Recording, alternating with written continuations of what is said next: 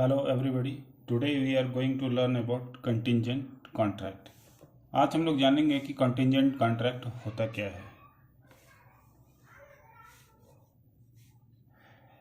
In Indian contract act 1872 under section 31 contingent contract is defined.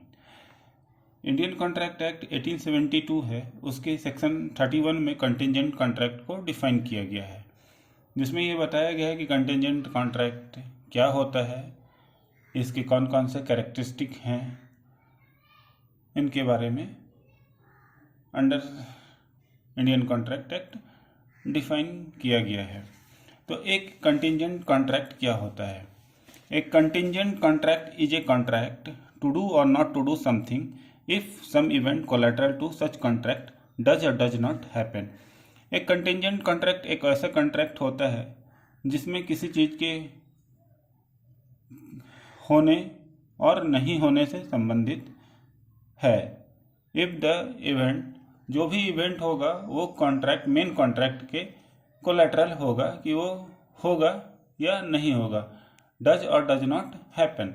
इसे एक example से समझते हैं कि A contract to pay B ₹10,000 if B house is burn. A B के साथ एक कॉन्ट्रैक्ट करता है कि वो उसे 10,000 रुपये देगा इफ बी का हाउस जल जाए। This is a contingent contract. तो ये एक कंटिंजेंट कॉन्ट्रैक्ट होगा, ठीक है। इसके मीनिंग, इसमें हम लोगों ने अभी ये समझा था कि कोलेटरल टू द कॉन्ट्रैक्ट, तो जो भी इवेंट होगा वो कोलेटरल, इसका मतलब क्या होता है? तो meaning of collateral event, collateral event means the event must get collateral to the contract.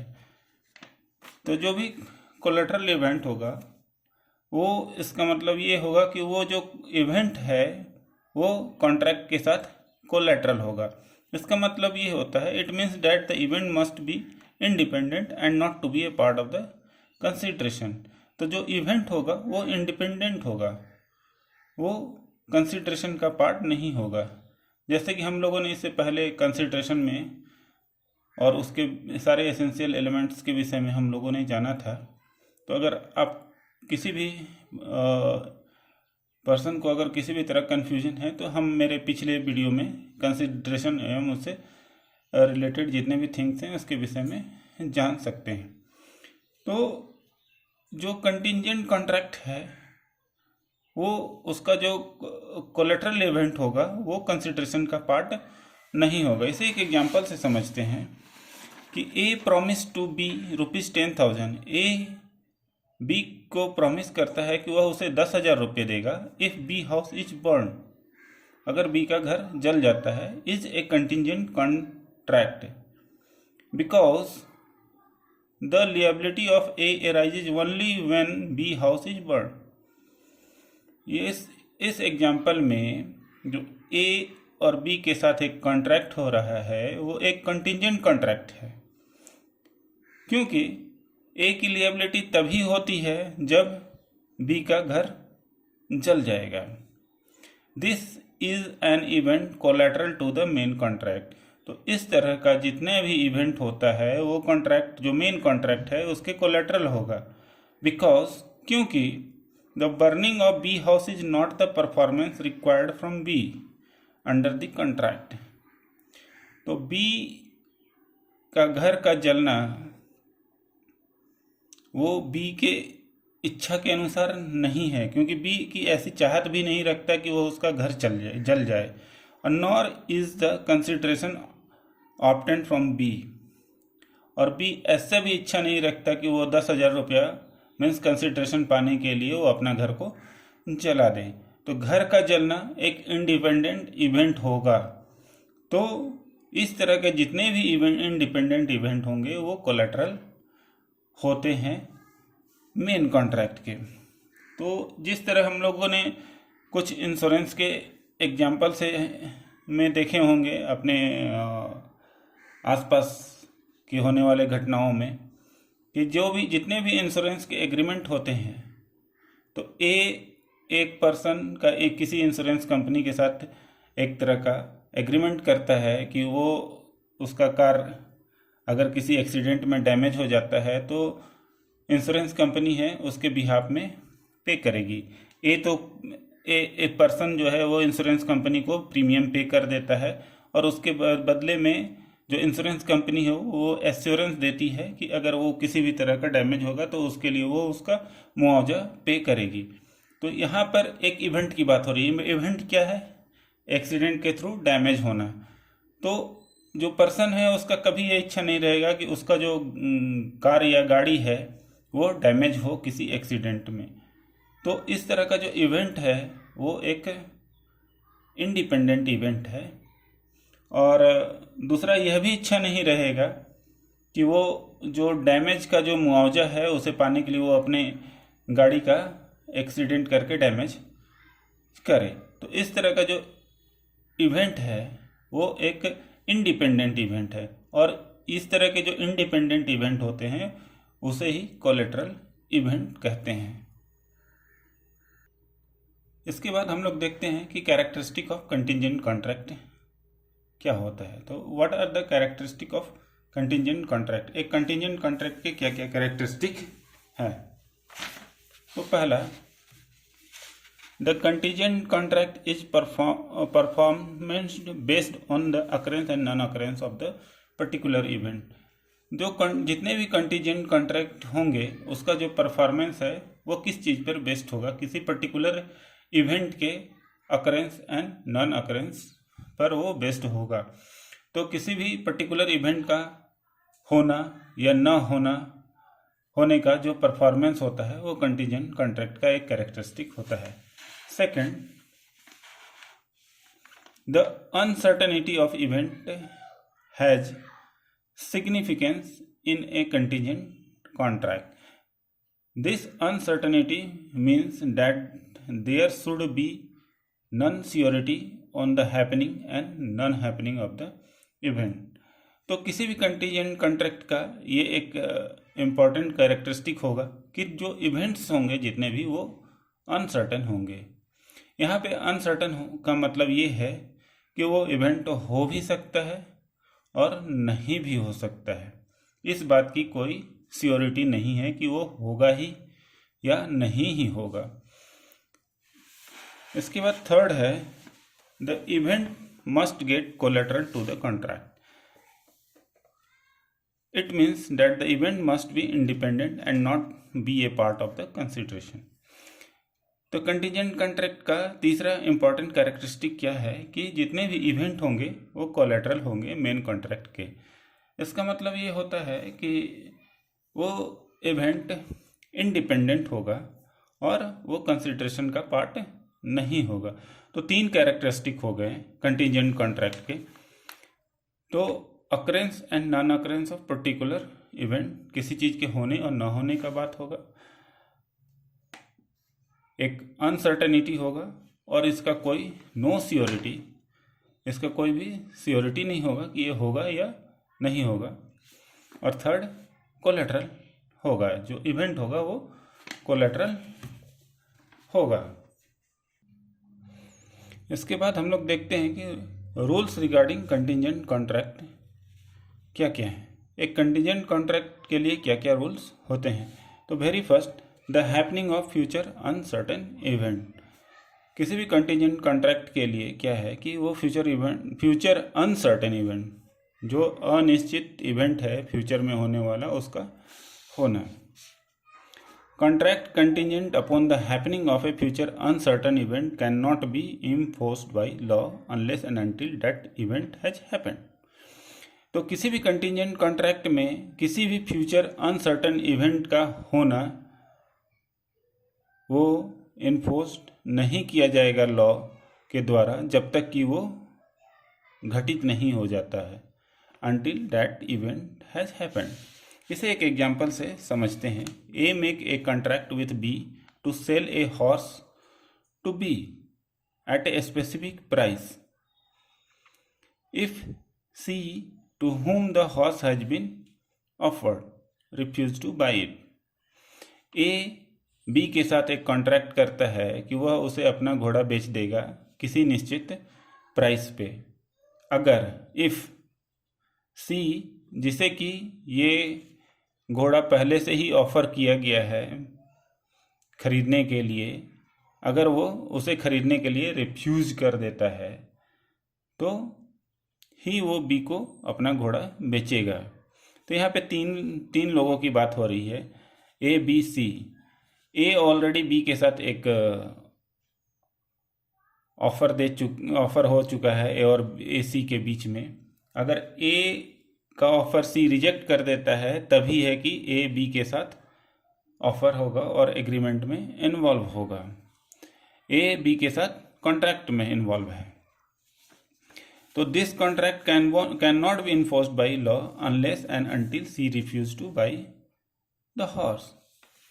तो ये ए और बी के साथ कॉन्ट्रैक्ट में तभी इन्फोर्स्ड होगा जबकि सी उस घोड़े को खरीदने के लिए रिफ्यूज कर देता है।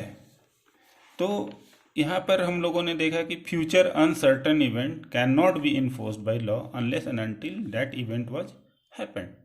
तो यहाँ पर ये इवेंट क्या है कि सी का रिफ्यूज करना एक फ्यूचर इवेंट है जिसके हो जाने के बाद ही वो इन्फोर्स्ड होगा, और अगर नहीं होगा तो वो इन्फोर्स्ड नहीं होगा। सेकंड है the non happening of an uncertain future event.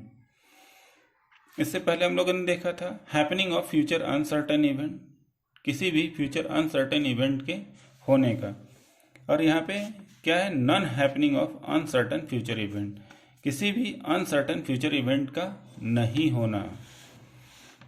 Example से यहाँ पे समझते हैं कि contract contingent upon the non happening of uncertain future event. इससे पहले हम लोगों ने देखा था कि हैपनिंग ऑफ फ्यूचर इवेंट, और यहाँ पर non happening of uncertain future event, किसी भी अनसर्टन फ्यूचर इवेंट के नहीं होने पर होना एक कंटिजेंट कॉन्ट्रैक्ट होता है। If such an event become impossible to occur then the contract is enforceable, otherwise not. तो अगर इस तरह का इवेंट जो इम्पॉसिबल हो जाता है, जिसका होना असंभव हो जाता है, तो ये कॉन्ट्रैक्ट इनफोर्सिबल होगा लॉ के द्वारा। फॉर एग्जाम्पल, यहाँ एक एग्जाम्पल समझते हैं। A agree to pay B a sum of money if a certain ship does not return. A B के साथ एक एग्रीमेंट करता है कि वो उसे कुछ पैसे देगा अगर एक कोई निश्चित जहाज है जो स्पेसिफिक शिप है वो वापस नहीं आए। द शिप इज संक, जहाज डूब जाता है। The contract can be enforced when the ship sink.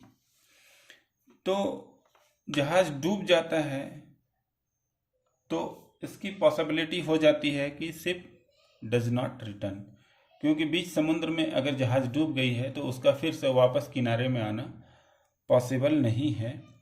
और इस तरह का जो अनसर्टन फ्यूचर इवेंट है उसका नहीं हो पाना क्या होगा, एक कॉन्ट्रैक्ट होगा जो कि इन्फोर्स्ड होगा। The contract can be enforced when the ship sink. जैसे ही जहाज डूब जाती है तो उसके बाद ये कॉन्ट्रैक्ट इन्फोर्स्ड हो जाएगा। इसके बाद है when event to be deemed impossible. Contingent contract based upon the event which is connected to the future conduct of a person become void when that person does something which make the event impossible.